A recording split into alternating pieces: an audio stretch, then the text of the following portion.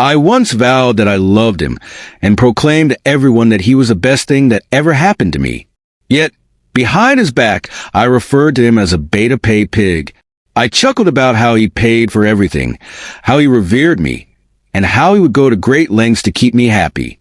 I naively believed he would never find out, but when he did, he didn't react with anger or tears. Instead, he simply smiled.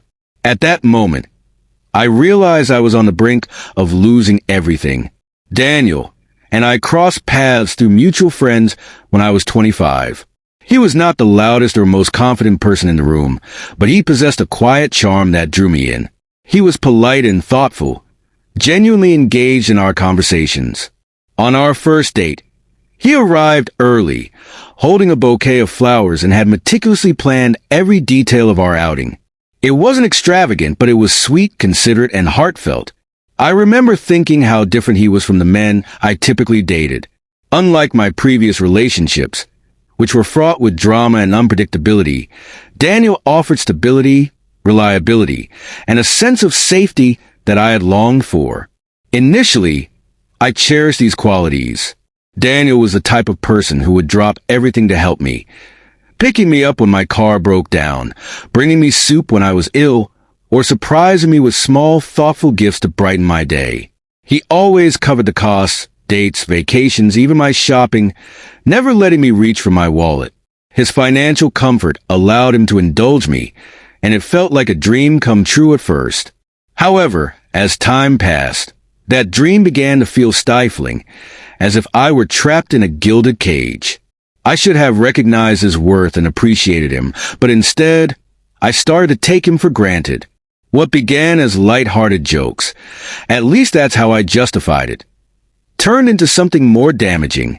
Daniel had always been overly generous, covering bills and buying me gifts, even offering assistance I never solicited. If I casually mentioned needing a new bag, he would surprise me with it the following week.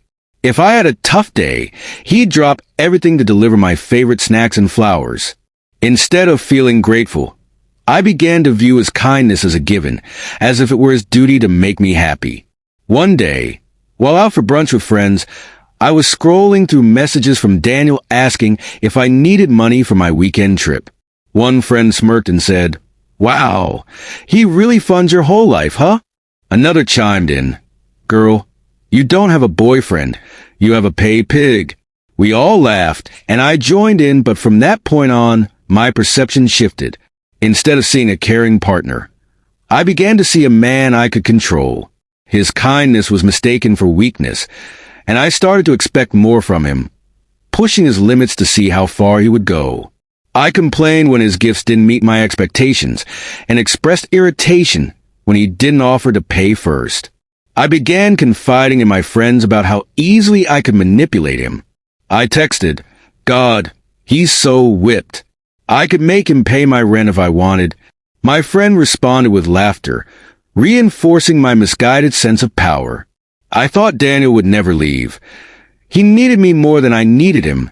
At least, that's what I believed. What I failed to realize was that he was already observing me with a discerning eye, preparing to prove me wrong. One ordinary Thursday night, while I was in the shower, my world was about to shatter. Daniel was in the living room, seemingly engrossed in Netflix on my laptop, when a message from my group chat appeared on the screen. It read, "LOL, my beta pay pig just sent me money for a girl's trip." Imagine being this desperate for a woman's attention. He froze, initially hoping he was misunderstanding the context, but as he scrolled up, he discovered a series of messages where I mocked him, joked about how he paid for everything, and revealed my lack of genuine affection for him. When I emerged from the shower, still blissfully unaware of the turmoil I had caused, I found Daniel sitting silently, staring at the screen with clenched jaws. My stomach sank as I asked, "What's wrong?" He calmly turned the laptop towards me and asked, "Is this what you really think of me?" My heart raced as I opened my mouth, scrambling for an excuse. Then I did the unthinkable. I laughed. It wasn't out of humor, but rather nervousness, believing I could downplay the situation and that he wouldn't react strongly. "Daniel, come on, it's just jokes," I said, trying to deflect. He stood up, and for the first time, he looked at me as if I were a stranger. "Thanks for clearing that up for me," he said with a smile that didn't reach his eyes. At that moment, I realized I had made the gravest mistake of my life. Daniel didn't explode. He didn't yell or curse. He simply smiled and closed the laptop before walking away.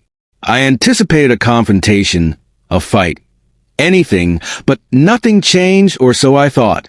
He still paid for dinner, still kissed me goodnight, and acted as if everything was normal. Yet, gradually, I noticed subtle changes in his behavior. He stopped texting first, came home late, and ceased buying me gifts. Strangely, he didn't seem upset. He was unnervingly calm, as if he were biding his time. I was too blind to see that he wasn't staying. He was meticulously planning his exit. One night, Daniel took me to a fancy restaurant, where he usually lavished me with expensive wines and gifts. For a fleeting moment, I thought perhaps he had moved past everything. But as we finished our meal, he placed his glass down and looked me directly in the eye. "I want to break up." I laughed, thinking he was joking, but he was serious. "I know everything, Alyssa. Every message, every insult, every time you called me weak." Ice coursed through my veins as he pulled out his phone, pressed play, and I heard my own voice mocking him, referring to him as my beta Paypig. I wished to vanish into the floor. "I just wanted to ensure I had proof," he said, rising from his seat, "for when I start dating again, just in case you ever try to come back." Then he left, without a fight or another word, and I understood that I had lost him forever. Daniel didn't just walk away. He transformed his life. He hit the gym, got in the best shape of his life, began going out more, traveling, smiling, and genuinely enjoying life. Within months, he had a new girlfriend, an attractive, confident woman who genuinely respected him. Meanwhile, I was left alone without Daniel, without a backup plan, just me, my phone, and the regret consuming me. I found myself stalking his Instagram, watching him move on, and that's when the truth hit me. Daniel wasn't weak. I had discarded the best man I ever had, and now I was left with the haunting memories of my own choices. I don't get a happy ending or a second chance. All I have is the painful reminder of what I squandered. The reality is, when you mock someone who loves you and treat their kindness as a flaw, eventually they awaken to the truth. And when they do, they don't merely leave. They ensure you regret it forever. So, if you're hearing this, don't take the good ones for granted, because once they're gone, they never come back.